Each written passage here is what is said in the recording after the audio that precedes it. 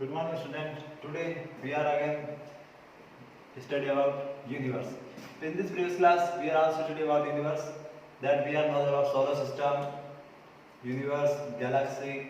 That's in this chapter we are knowing about based on the planet, Earth, satellite, the moon and their phases, asteroid, comets, meteors. In this chapter, we are also studying about what is astronaut, importance astronaut, man astronaut in this went to space and traveling in space. So that let's start begin this topic. That is best knowledge about planet. In this previous class, we also studied about planets. So that in this knowledge, just basic knowledge first. Mercury, smallest planet and nearest of the sun.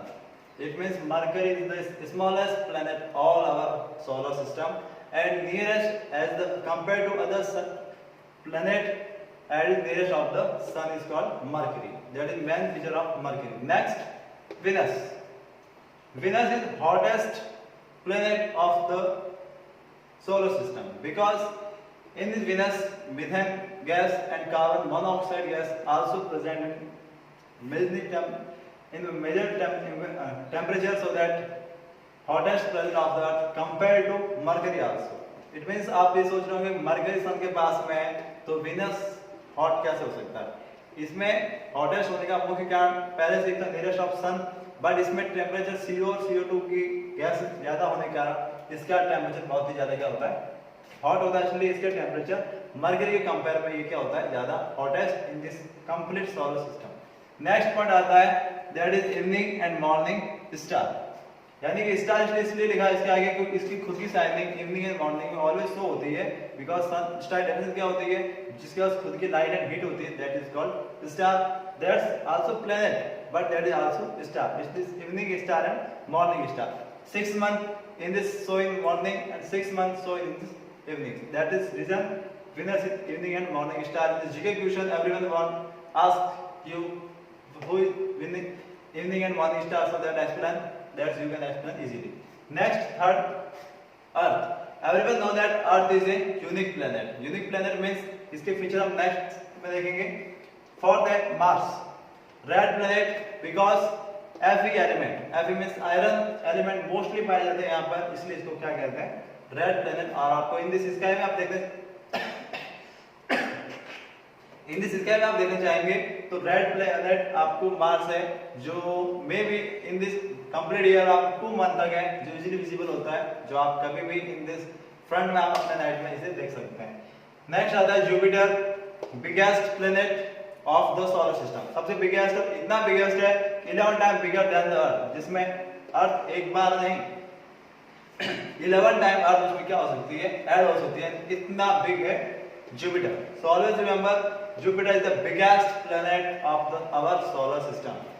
Next, Saturn, second largest and beautiful ring. अब second largest after Jupiter, second largest planet and beautiful ring, because everyone know that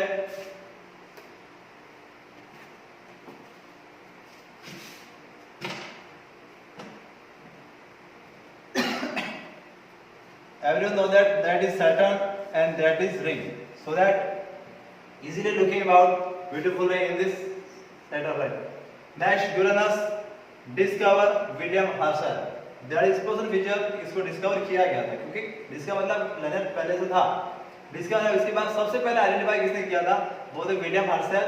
that is means discovered by William Herschel Uranus planet. And Neptune, bright blue cause of methane. अब ये जो Neptune है also like that earth, earth is also called blue planet, but in this region, blue region, methane gas also found in this planet, that is Neptune also as a blue planet.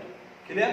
अब next हम पढ़ते हैं earth. अब earth एक unique planet है, everyone know that. अब unique है तो इसमें क्वालिटी क्या क्या है, let's check. Life found only earth. आप सोलर सिस्टम में किसी भी प्लेनेट पर ट्रैवलिंग करके आ सकते हैं, बट लाइफ है वो आपको अर्थ में डिस्क्राइब होगी।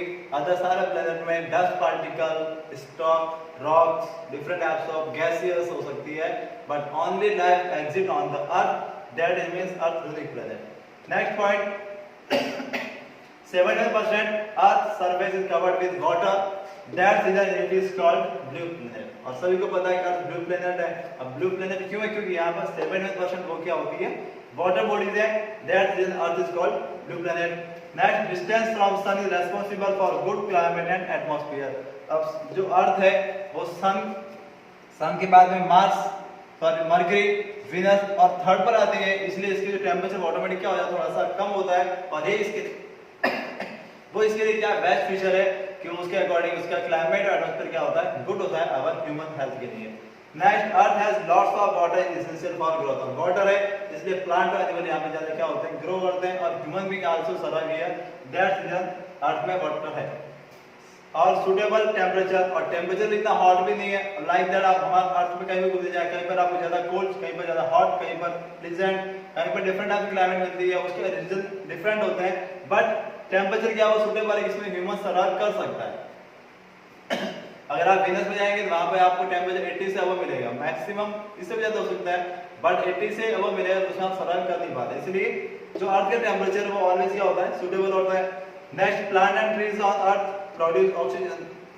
और हमारे एटमॉस्फेयर में ऑक्सीजन गैस पाई जाती है, जिसका मुख्य रीजन प्लांट और ट्रीज होते हैं, जो भी हमारे अर्थ में होते हैं।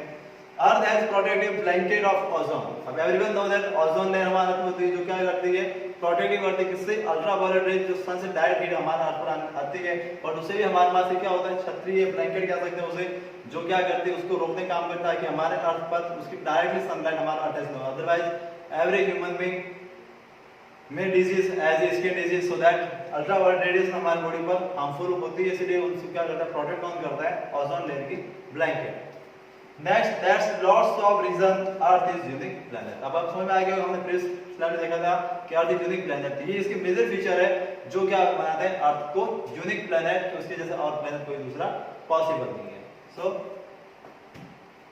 Next, satellite. अब सैटेलाइट के बारे में बात कर रहे हैं, सैटेलाइट किसे कहते हैं? आपने एक बार देखा होगा मून हमारा अर्थ का सैटेलाइट है, जुपिटर के पास लॉट्स ऑफ सैटेलाइट है, सैटर्न के पास लॉट्स ऑफ सैटेलाइट है, मरकरी और वीनस ऐसे सैटेलाइट है, ऐसे प्लैनेट है जिनके पास खुद का सैटेलाइट भी नहीं है, मार्स है उसके पास 2 सैटेलाइट है। यानी कि सैटेलाइट होते क्या हैं?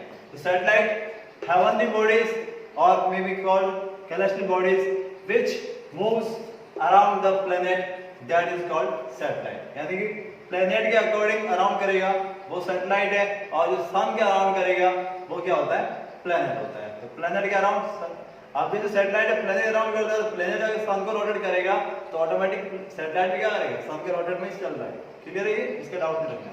फिर टाइप्स ऑफ सैटेलाइट। अब टाइप्स ऑफ सैटेलाइट में 2 टाइप्स होते हैं, natural satellite and artificial satellite. Natural means as like moon, our moon है जो अर्थ का क्या है, नेचुरल सैटेलाइट है। और आर्टिफिशियल मींस जिसको मैन मेड डिजाइन करता है और फिर से लॉन्च करता है, लाइक दैट एड्यूसेट जो एजुकेशन के पर्पस से बनाया गया था, एस्ट्रो मेट्रो जो स्पेशल मौसम को जानने के लिए बनाया गया। ऐसे बहुत सारे वेदर नॉलेज के लिए, क्लाइमेट के लिए, जो जज के लिए बनाए जाते हैं, जो स्पेशली किसी से रिलेटेड होते हैं, वो क्या होते हैं, आर्टिफिशियल सैटेलाइट। जैसे कि आपने लास्ट 2 ईयर बिफोर लिसन किया होगा कि ना इसरो ने 104 सैटेलाइट लॉन्च किए थे। 104 कौन से थे? वो आर्टिफिशियल थे, जो अर्थ को ही रोटेट करेंगे, वो सन के या ऑर्बिट में नहीं जाएंगे, वो कहां करेंगे, अर्थ को रोटेट, इसलिए वो भी क्या कहलाते हैं, satellite. So that artificial satellite, man made satellite, that is called artificial satellite.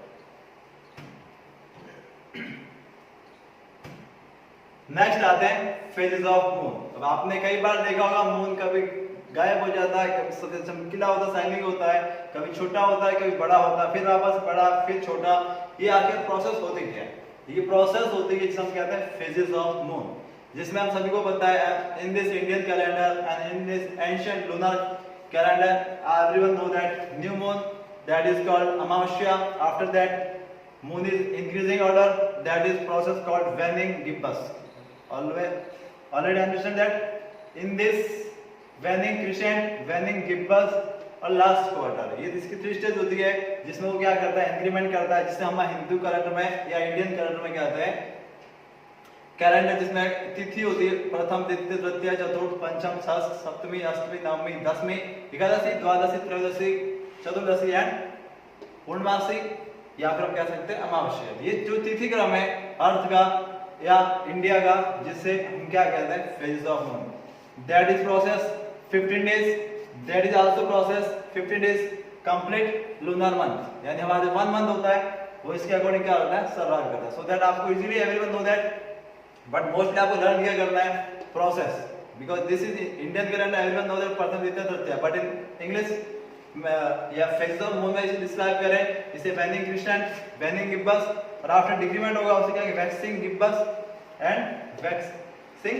क्रिस्टेंट। ये आपको कंप्लीट लर्न होना चाहिए डायग्राम, ताकि आप एक्सप्लेन कर सकें God is phases of moon. और बिहाइंड सन, यहाँ सन ध्यान रखें, सन के सामने अर्थ होगी, मून क्या होगा, नहीं दिखेगा, इसलिए हमारे क्या होता है, लूनर एक्लिप्स सोलर एक्लिप्स होते हैं। और ये यहाँ पर दिखेगा, यहाँ पे लूनर में सकता है, और ये वाला सेटअप दिखेगा जिसमें ये मून ना होगी, सन अर्थ मून होगा तो सोलर लूनर होता है, उसमें सन मून अर्थ होती है तब लूनर होता है। तो ये आपको सैटेलाइट एक्लिप्स है, वो हम नेक्स्ट सेशन में पढ़ेंगे, बट आपको इसी जो सिचुएशन है आप जो देख रहे हैं अभी, sun moon earth one condition, sun earth moon second condition, ये दो कंडीशन है जो डिनोट करती है लूनर एक्लिप्स और सोलर एक्लिप्स को। तो उसके आपको कंफ्यूज नहीं होना है, जब नेक्स्ट डिस्कस करेंगे तब समझ सकते हैं। बट अभी इसी मून के इसी सन के कारण यहाँ पर मून दिखाई नहीं देता, दैट्स मीन हमारे यहाँ पे क्या होती है, अमावस्या। सन के मून के गायब नहीं होता, एक पर्टिकुलर जोन है, जैसे यहाँ पर का पर्टिकुलर जोन माने इसके सामने अर्थ ये मून नहीं दिखेगा, बट सेकंड पार्ट में देखें वहां पर मून दिखेगा, इसलिए मून कभी गायब नहीं होता, बट एक पर्टिकुलर लोकेशन में उसकी कंडीशन आती है जहां पर हमें मून कंप्लीट दिखाई नहीं देता। That is different places of the earth landscape, यानी आप किसी भी जगह पर अर्थ आप जैसे जाएंगे तो आप अमेरिका में जाएंगे, वहां पर अमावस्या के दिन पूर्णिमा होगी, पूर्णिमा के दिन अमावस्या हो सकती है।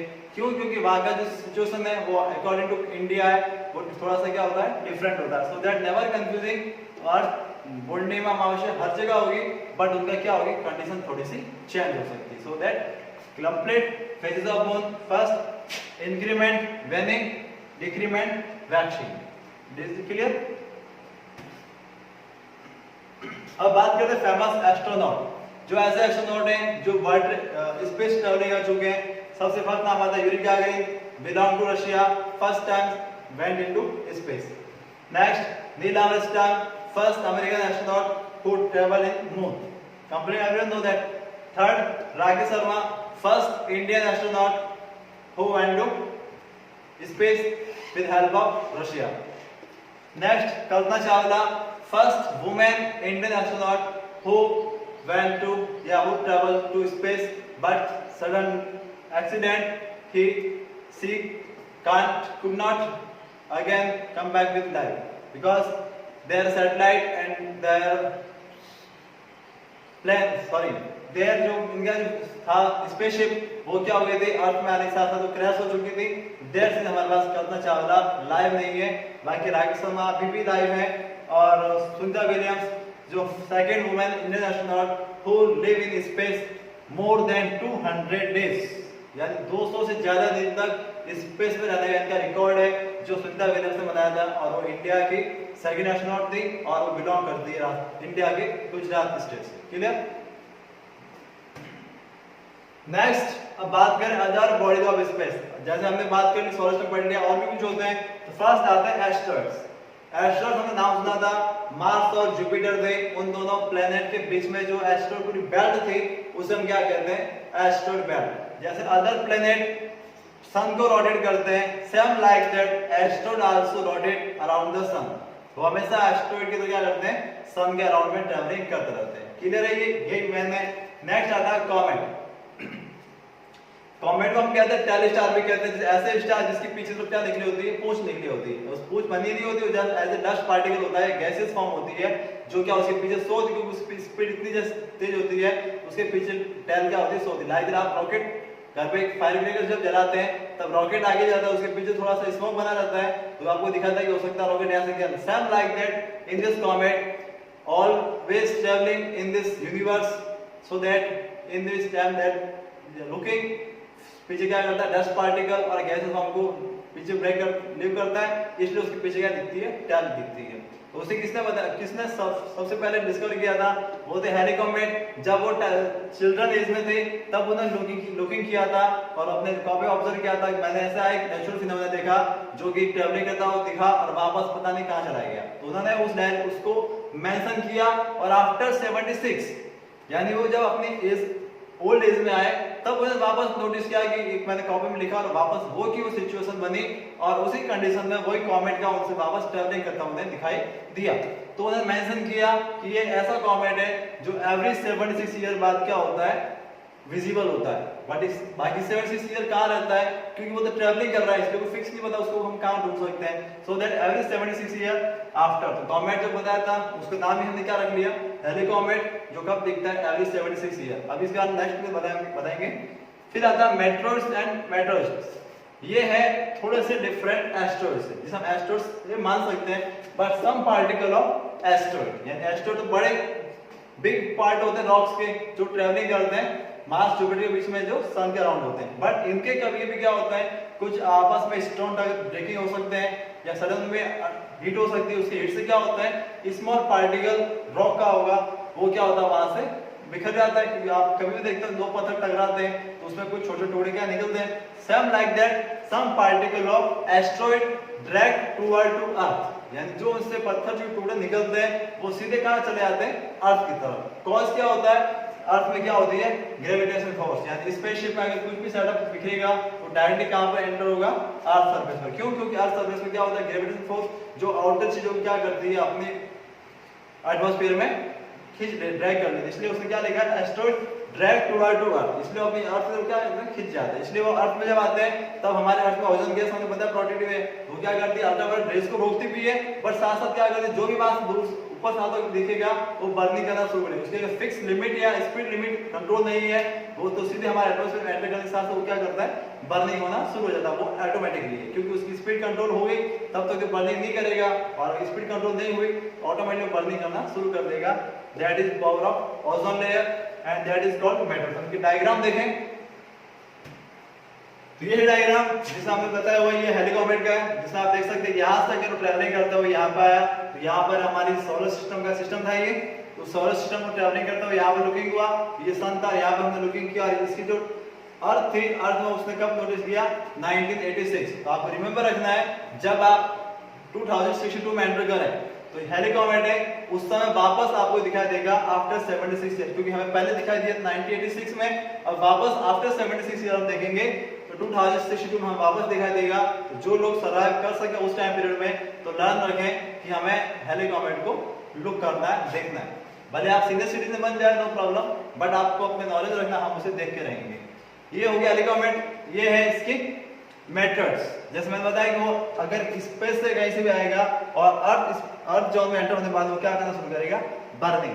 क्यों, क्योंकि उसके अर्थ में जो गैसेज होती है वो उसको क्या कर लेती है बर्निंग करना शुरू कर देती है, सीधे जहाँ पर गिरेगा वहां पर एक बड़ा सा हॉल हो सकता है, जिसका क्लास 6 की बुक्स में एक फोटो भी बना हुआ है कि एक बड़ा सा मेट्रोइड्स है जो रशिया में गिरा था, तो उसने काफी ज्यादा बड़ा हॉल किया था, जिसे आज भी वहां पे विजिबल करने के लिए अच्छे साइंटिस्ट वहां पे लुक किया करते हैं। फिर हम बात करते हैं जो मैंने कमेंट बताया, जिसे हम क्या कहते हैं टेलीस्कोप कहते हैं, जिसमें आप देख सकते हो जिसकी स्पीड अगर कंटिन्यू देखें इसके पीछे क्या बनती है शाइनिंग लाइट बनती है। शाइनिंग लाइट होती है वो उसे क्या डिनोट करती है टेलस्टार के बारे में। सो दैट आप ऑलवेज रिमेंबर रखें टेलस्टार और इसके पीछे रियल की टेल नहीं होती है, just as a imagine power जो दैट आपको शो करती है कि इसके पीछे क्या बनी होती है टेल बनी होती है। सो दैट ये आपका क्लास 6 में as a chapter first ours universe है जो आज की टुडे क्लास में कंप्लीट होता है। तो ये और अगर आपको भी डाउट वगैरह है तो आप अपने कमेंट या पूछ सकते हैं यानी कमेंट ऑफ दिस। और टुडे ये क्लास कंप्लीट और लास्ट हमारा टॉपिक है टुडे बिग थॉट प्लान, जिसमें आज हम सीखेंगे good manner. Good manner every student के सीखने के मस्ट होते हैं। फर्स्ट आता है ग्रीट एवरीवन हु कॉल्स और कम्स होम। आपको जो भी घर पे बुलाता है उनसे आप अच्छे से मिलें, क्यों अच्छे से मिलेंगे ग्रीट एवरीवन, क्योंकि तो वो आपको समझेगा कि बच्चे में या स्टूडेंट में क्या होते हैं गुड मैनर है। क्योंकि आपके घर में कोई गेस्ट आए हुए हैं और आप उनसे अच्छे गाइडलाइन से नहीं मिलते, अच्छे रेस्पेक्ट से नहीं मिलते, तो आपके पेरेंट्स को वो यही कहेंगे कि आपने बच्चों को अच्छे मैनर नहीं सिखाए। इसलिए आप सभी स्टूडेंट्स का एक मैनर होता है कि आपके घर में कोई भी गेस्ट आए, भले बड़े हो छोटे हो, उन सब से आप क्या करें अच्छी रेस्पेक्ट से बात करें। सेकंड पॉइंट से प्लीज एंड मे आई।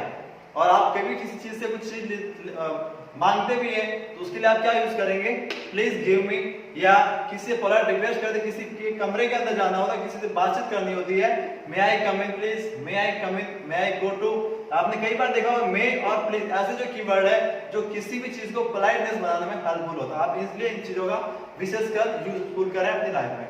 और से थैंक यू, और आपके लिए कोई हेल्प भी करता है तो आप उसे हमेशा as a good manner thank you wish करना ना भूलें, इसलिए आप उनको हमेशा थैंक यू बोलें। Next, never interrupt. या कई बार स्टूडेंट की गलती होती है, कई स्टूडेंट है जिनकी हैबिट बन जाती है कि जब बड़े लोग बात कर रहे होते हैं तो बच्चे उसमें जाके आपस में इंटरप्ट करते हैं। इंटरप्ट मतलब होता है उनके बीच में बार बार बोलना। इसलिए आप जो स्टूडेंट है अपनी स्टडी करते हैं तो हमेशा ध्यान दें, जब बड़े लोग अच्छी बातें कर रहे होते हैं तो आप उनको बीच बीच में जाके इंटरप्ट ना करें, जो कि गुड मैनर का एक सेंस नहीं होता। इसलिए आप उनको बीच में बोलना भी है तो प्लीज एक्सक्यूज मी कहकर आप उनसे रिक्वेस्ट करें कि excuse me I have some work. तो उस समय आपके जो भी बड़े लोग बातचीत कर रहे होंगे तो आप उस समझ जाएंगे और आपसे बोलेंगे हाँ जस्ट बताइए सेल्फ में। इसलिए आप हमेशा ध्यान रखें, जब दो व्यक्ति या दो से ज्यादा बड़े व्यक्ति आपस में बातचीत कर रहे होते हैं तब आप उनके बीच बीच में इंटरप्ट ना करें, वो भी आपके लिए गुड मैनर होता है। नेक्स्ट बात कर रेस्पेक्ट अदर ओपिनियन। और हमेशा आप अपनी बात कंप्लीट नहीं करें कि मेरी बात ही चलेगी, मैं कहूंगा वही होगा, दैट इज रॉन्ग मैनर। आपको हमेशा दूसरों के ओपिनियन को भी एनालिसिस करना होता है, क्योंकि every student in this life phase उसको हमेशा अपने ओपिनियन के साथ साथ में सेकंड ओपिनियन को भी क्या होता है यूज करना होता है, क्योंकि कई बार हो सकता है वो अपना ओपिनियन है, हो सकता है उसके लिए क्या पॉसिबल है रॉन्ग मैनर हो। So that always respect other opinion. Next point है एवरीवन इज बोर्न ब्यूटीफुल। और हमेशा किसी भी स्टूडेंट है किसी भी फ्रेंड को क्रिटिसाइज ना करें कि आपका कलरफुल ऐसा है, आप इस कास्टिज्म के हैं। एवरीवन एज ए ब्यूटीफुल, यानी सभी लोग क्या होते हैं लाइफ में ब्यूटीफुल एंड यूनिक स्टूडेंट हो सकते हैं। कोई भी व्यक्ति कास्ट, कलर, क्रिमिनल या डिफरेंट रिलीजियस उसके हिसाब से उसके डिफरेंसेस ना करें, ऑल आर यूनिक, सब मिलजुल के रहे, और यही आपके लिए यहाँ यूनिटी है। और लास्ट, नॉक द डोर। और कई बार स्टूडेंट्स की कई बार आदत होती है, पेरेंट्स भी बैठे होते हैं या कोई फ्रेंड्स बैठा होता है और आप सीधे गेट खोल के अंदर चले जाते हैं, तो that is a wrong manner. तो आप कई बार किसी भी रूम में एंटर करें या किसी भी अननोन व्यक्ति घर भी जाए तो हमेशा पहले नॉक करना सीखें किसी भी डोर को, भले गेट खुला हो नो प्रॉब्लम, बट हमेशा नॉक करें ताकि अंदर कोई रूम में होगा तो अवेयर हो जाएगा कि कोई गेट के बाहर उनसे मिलने के लिए। So that is man good manner. All students learn and listen about this and उसे अपनी लाइफ में फॉलो करें, एक्सेप्ट करें और उसे थिंक करें ताकि आप अपनी लाइफ में आगे ज्यादा से ज्यादा अंडरस्टैंड कर सकें। Thank you for watching, thanks lot.